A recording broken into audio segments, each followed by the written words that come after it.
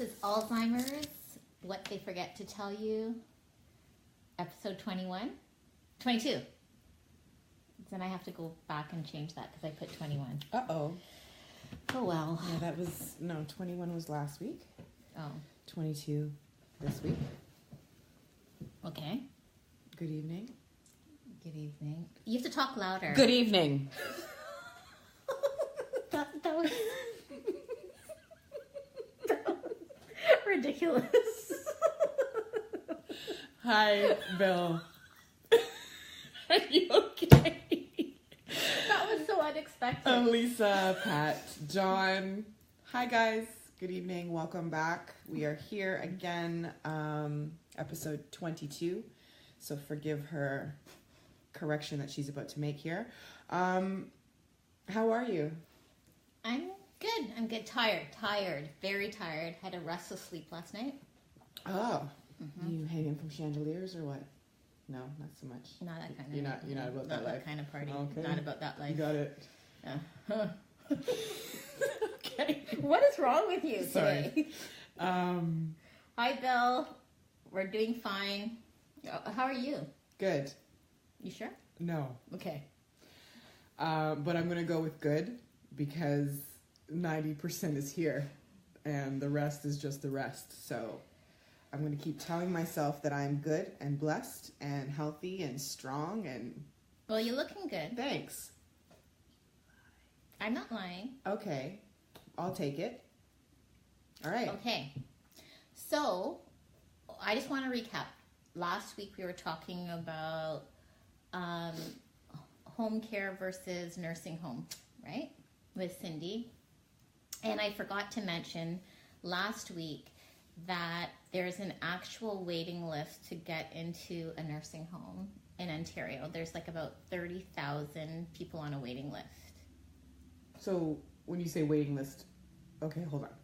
So when you say 30,000 people, give me an idea of how many nursing homes we're talking about in the province of Ontario. Is that what it is? Or is that Canada worldwide? No, that's Ontario.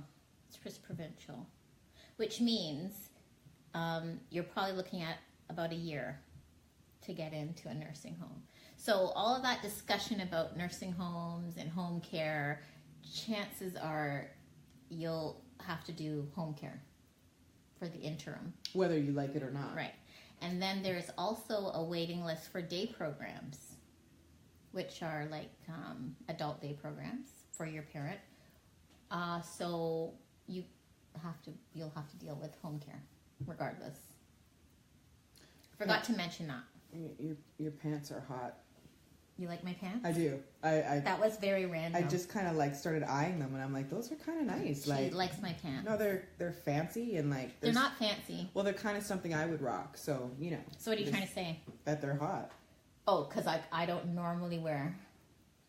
So this home care thing, when you're doing the home care thing, whether you want to do it or not, say you're not equipped, like say you have a newborn, and say you're married, and say you have a small place, and say you don't have the finances to do this. What do you do with your loved one for a year, 2 years, 3 years, 5 years when they're saying, okay, you know, when a bed is available, we'll give you a call. Until then, what do you do? Great question.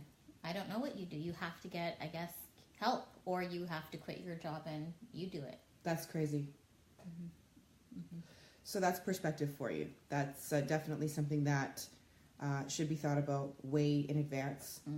Don't wait until you get a diagnosis for your loved one to start putting things into play. Really, these are things that, you know, as we get life insurance for our children, ourselves, our spouses, these are things that can come up at any time. Cancer, other diseases, like we don't plan for these things. We don't sit here and think, okay, in the future, these are things that we're going to face, or they're potential things that we're going to get. But it's always, you know, so much of a bigger dose of reality when it actually hits your home and you're like, what do I do? So in a situation like this, I guess early prevention is not even a question, because you can't. Yeah, it's too late by then. But it's too late by the diagnosis to prevent it. And then, as we know, there's no cure for it, so you just have to be aware. And then obviously from now, whether it's a reality for you or not, to start thinking about the what ifs. If this were to happen to me, do I have X, Y, and Z in place? Would I be able to do this for a year, 2 years? And if not, what are certain things that I can do to make sure that should something like this happen, I'm going to be okay, you know? So that's really good. Yeah. Okay. Yeah. Forewarned is forearmed. For sure. Right. Okay, so having said that, what else are we going to talk about today? Because I know you're not feeling well, even though you can't tell. You're very kind, but I know you so well. Okay, thank you. I ready for a photo shoot. Getting ready for my pictures. My photographer should be here any second, so we have to cut this real quick. What are we talking about? The sandwich generation. The sandwich generation? What do people don't even know what the sandwich generation is? Do you want to fill them in, or do you not? Would I say that the sandwich generation would be? It's not an actual sandwich. Well, it is. Was that your belly? I'm sorry. It's very distracting. You can hear that? I'm sure everyone at home was probably like, what was that? I'm not even hungry. I don't know what's going on, okay? Did you swallow a dinosaur? Okay, let's stay focused. What is the sandwich generation? So I would assume, because let's see. Okay, go. So are you getting ready to laugh at me if I get it wrong? No. Okay, so I would think that the sandwich generation would be the meat in between our parents and us. So that would mean your child. Like you have a child. I have two. You have two children, and then you're taking care of like your parent. So you're the sandwich. I'm the sandwich. Ah. So I'm the sandwich generation. Is that clear? That's clear. Kira. Yeah. Is that clear? Got it? Let me know if that's not clear, because sometimes we can be confusing in our roundabout ways. When you say we. Yes, we. I own my confusion. Okay? I own my confusion. Okay. So that's the sandwich generation. She is the sandwich. I am part of the sandwich generation. Okay. Yes, it's clear. Crystal clear. Clear like mud. Okay. So, I'd never describe some of the things that I go through. And I'm talking about now because, like, of course, you know, it's a blur. Like, when Jalen was younger, it's kind of like a blur. Yeah, because he's what, 17? Yeah. So that's a nice chunk of time. It's different if I was to say, you know, with my 6-year-old, I just don't remember. Like that, you know, 17, okay, yeah, it's going to be a little foggy. But, I mean, you know, again, you just do what you need to do to get through a day. So there's times even when my kids were small, the two of them, and I'm like, how did I do that? Where they were both in diapers. Like, it's, you know, you just do what you got to do and don't even realize it. Conveniently, my mom and Jalen were in diapers at the same time. Yeah, you did make that statement about, you know, her sitting down and watching Barney and those type of treehouse shows, because they were both learning, I guess, at the same time. So would Jeff be considered, Jeff is my brother, would he be considered a sandwich generation given that he deals with the legal stuff and paperwork? No. Well, he is. Everybody who, I think it's first point of contact, but yeah, he's part of the sandwich generation. Anybody who, I guess, has kids of their own and then has to take care of their parent that's ailing is part of the sandwich generation, because that's not the normal scheme of things, right? Right. And at some point, I guess, you know, we don't realize that our parents are actually aging with us. We always tend to, you know, I'm guilty of that too. You always look at your parent in the same type of plateau. The same age. Yeah. Until you realize, okay, wait, I'm pushing 40. So what does that mean for my parents? Or until you actually see them aging with a sickness or an ailment, and you're like, oh my goodness, you know, they really are getting up there, right? So yeah, it's tough. And also we didn't talk about, which is very important, because we didn't talk about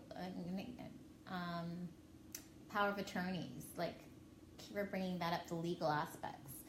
Yeah, once there's a diagnosis, you do have to put things into place, and a power of attorney is one of them.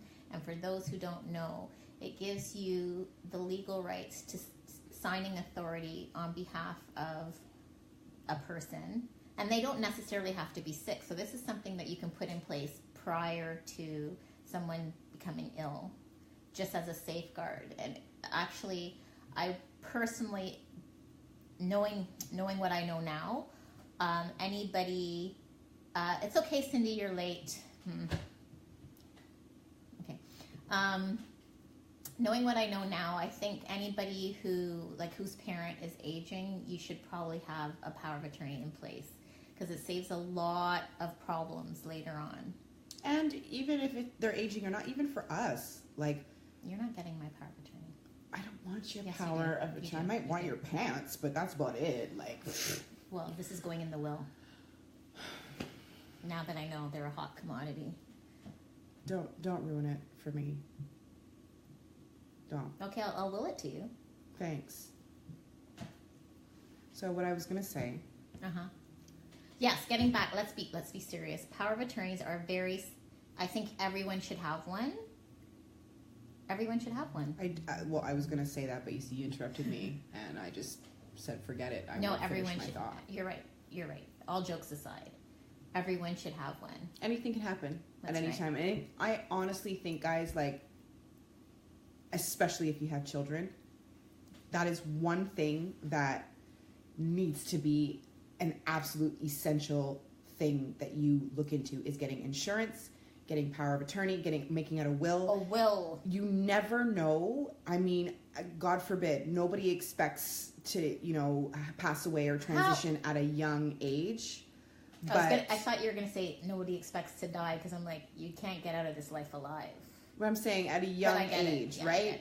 But things happen, and accidents can happen. Anything can happen at any time. I mean, we see it all the time on the news. We see it all the time, in different circumstances. And people were not expecting it, obviously, and they don't have things put into place. And guess what happens?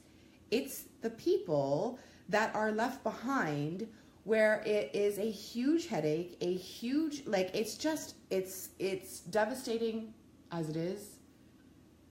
And when you leave things unprepared or not signed or not willed, it's a hot mess for everybody. It's just not cool. So, yeah. Kira has a good point, which is true. My mom's is, it's best to let an attorney, a lawyer, draft your power of attorney, because it can be, they have expiry dates, some of them. Because my mom has two. We have a living will, which is called a living will, which gives authority over, like, do not resuscitate actions and stuff like that, decisions like that. And then there's a power of attorney over assets. And yes, things could be revoked. They can be contested. They can expire. So you have to make sure that it's done with a lawyer. What did Cindy say? We waited too long and had to spend money to get an assessment to prove that he couldn't make his own decision, and he couldn't speak or understand by that time. $600 for a 15-minute interview. That's brutal. Yeah, and then you have to go, through the office of the public guardian. Exactly. So if you don't put things into place, things can be held up, and your power, even as a child, can not be taken into consideration. Yep.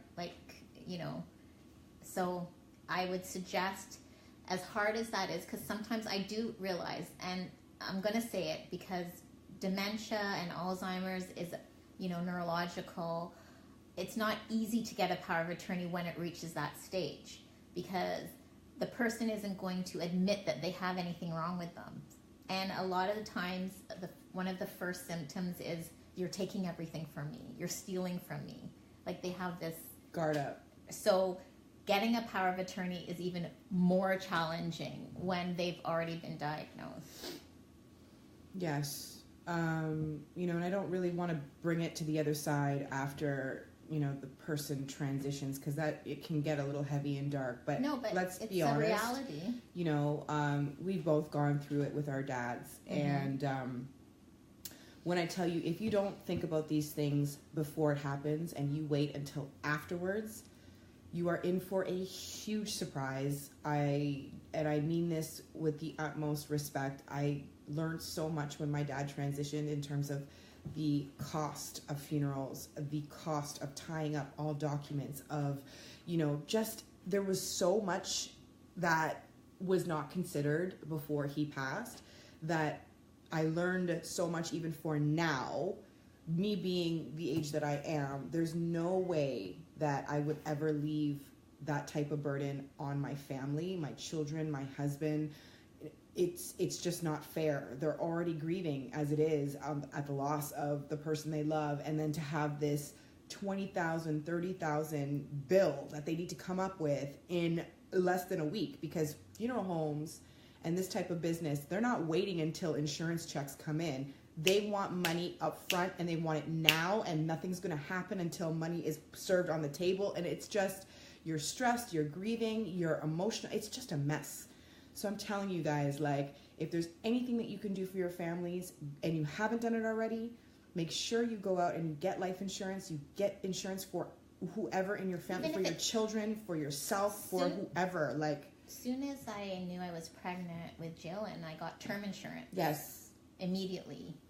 And then, of course, you switch it over to whole life because, you need more protection as you go along. But, yeah, and term life insurance isn't exorbitant.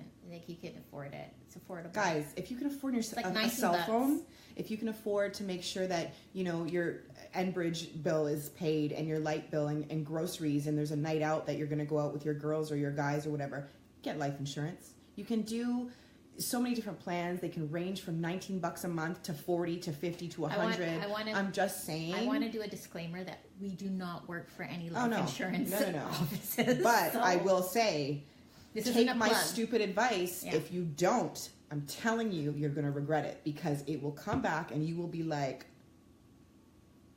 unbelievable. The things that you have no idea that you're going to go through until you actually have to be faced to go through it. So that being said, I will leave that there. What is Kira saying? Yeah, she just purchased her grave. Yeah, because you can prepay your funeral as well, which, is another good thing. It sounds morbid, but I'm telling you, in the moment. And just get a basic, and if, get your basic plan. And then if your family feels you deserve an upgrade, they can pay the difference. Guys, it's minimum 10 G's. 10 grand minimum, and that's basic, no flowers, no nothing. There's a 4,000 package. If you're cremating. Correct. Yeah, but a lot of people don't want to do that. I'm signing up for barbecue. Okay, let's not talk about this now, because we're going to get into a whole different thing. I don't want to talk about this. Okay. So, life insurance, it's an asset, it's a necessity, get it. And that's that. Next, what are we talking about? You're militant. I am. We're on it. No, power of attorney. Mm-hmm. No, start from the beginning. You said make sure you have things in place in case something happens if you get an illness. Yes. So, come on, do your militant thing. One-time thing. No. Well, you missed a whole bunch. Me? Yeah. You didn't recap. We talked about making... That's your job. Okay, forget it. I speak the knowledge. We've paid for and planned my father's funeral already. Yes. My mom too. My mom too. My plot's been purchased. Okay. I saw it. It's pretty good. Pretty sweet spot. I visit it all the time. Every time I see my dad. It's cool. Guys, we can make light of it, and I do, because let's face it, none of us are making it out alive. However, to be able to prepare and take the ease off of my children and my family, I'll do whatever I can while I'm here. So, it's something to definitely think of and consider. Did you pick out your songs? No, I don't know. That's all you guys. Really? Yeah. Mm. Yeah. Okay. Whatever. All right. Yeah. What? Okay. Anyway, are we done? Yes. Okay. Why are you grinning? One thing I know for sure, we are all going to die. That's correct. We're all going to die. And we're all going to pay taxes. Oh, yes. Yes. Even when we're dead. How you like them apples? One more time. One last time. Boom shakalaka. That was another random. Okay, I gotta go bath the kids.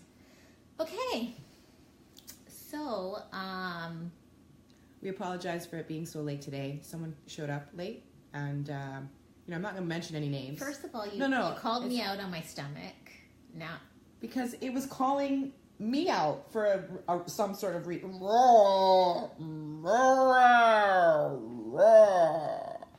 Yeah.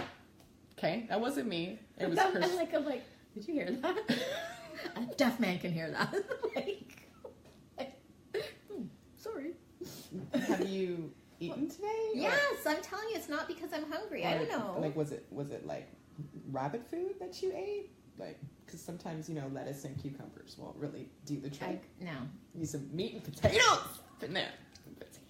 No, I don't know why it was doing. Yeah, like wow. Yeah. Wow, what? What's the wow for? What's the wow for? She's laughing. What That's a lot. It's a lot. Well, when you show up on time, then you'd be able to see how we got into that segue. See, an estate planning attorney will assist you with the maze of taxes that your estate will have to pay. Mm-hmm. Okay. Thank you for that, Kira. And C. D.V. Nash.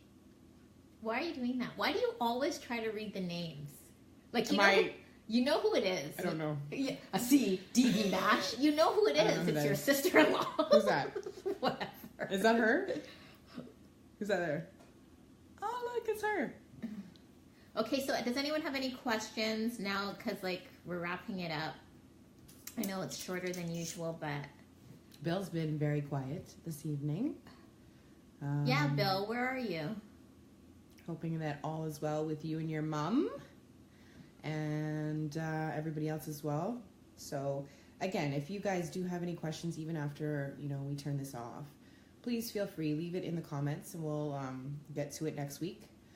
If you want to just show the book, and we can just recap here. So, Alzheimer's, What They Forget to Tell You, is the book that Karen wrote. This journey that we are always doing these podcasts on is definitely about my aunt, her mom, and what they forget to tell you. That's right, for the caregivers, right? They don't tell you this. So you can purchase your own on Chapters, Indigo, Barnes & Noble, Amazon. One thing, because it's tax season. Tax season. What are you doing? I'm cluing in. Oh, okay. He's just listening and learning. They have this new caregiver tax, right? Or credit, which is so convoluted. So I'm not sure how to explain it, but I know it's all income-based, so I'm pretty sure. Okay, so review that so that next week... I did review it. It's convoluted. They take into not only your income, the person that you're caring for his income. And based on the difference, you may qualify for a credit. So again, it's punitive if you work. What? Just making sure my eyebrows work. Oh, I thought you were you heard my stomach or something. That too. You did not. You're lying, Pinocchio. Okay. Okay, we're going to go. I got to All get right. these guys to bed. Okay. Next week. Yes. What are we going to talk about next week? Maybe more about what you were just talking about? Okay, so yeah, research that and then maybe kind of, give us the Cole's version so that's the layman's terms. Make it real simple for everybody to understand. Grateful for you all again for all the likes, the comments, the shares. Why are you sad, Sin? Does not. Because we're leaving? I know. So distracting. Anyway. That's a switch. What is? That I'm distracted. It's the seat. What, you don't like the seat? I don't know. Not sure. I haven't decided. I'm not sure how I feel. Okay. Well, you get back next week. You tell me how you feel. I will. You tell us how you're feeling about the seat, being on that side. Are you on this side normally? It's a Pinocchio nose.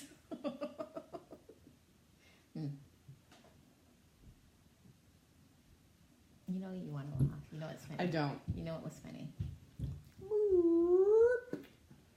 All right. And on that note, Sir Lilot.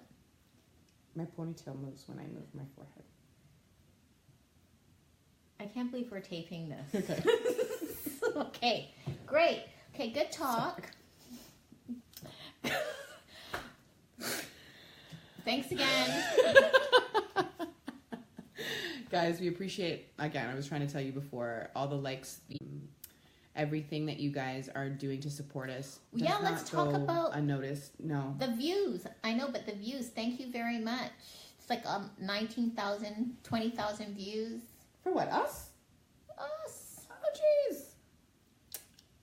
So Just thank you go very on. much. Thanks for all the love. Wow, Cindy. Wow. I know where you live, eh? Okay. You're really scared, Sin. I ain't trying to scare her. This is facts. Factual. Hashtag facts. All right. Enough fooling around. Okay, you guys be blessed. Stay blessed. And we will check you next week. Same time, same place. Bye. Bye.